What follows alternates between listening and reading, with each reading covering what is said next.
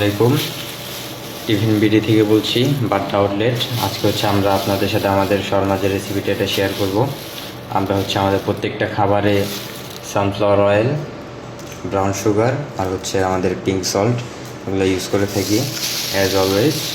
এখন আমরা আমাদের শর্মাটা বানানো স্টার্ট করব। ফার্স্ট নিয়ে নিলাম আমরা আমাদের একটা বাটি।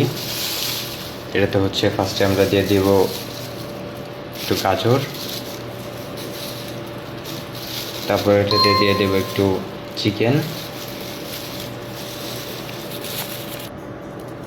এরপরে আমরা এটাতে দিয়ে দেবো আমাদের সস, যেটা আমরা নিজেরা বানিয়ে থাকি।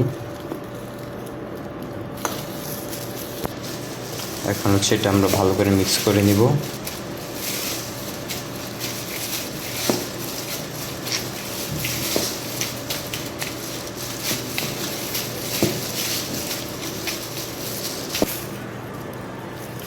আমাদের যে শর্মা বান, এটা আমাদের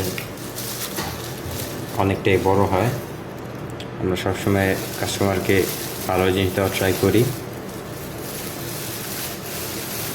আমরা আমাদের চিকেনটা ওভেনে দিয়েছিলাম 1 মিনিট, তো ওভেন থেকে বের করার পর এখন আমরা এটাকে শর্মার ভিতরে দিয়ে দিব। যে আমরা এখন আমাদের চিকেনটা শর্মার ভিতরে দিয়ে দিচ্ছি।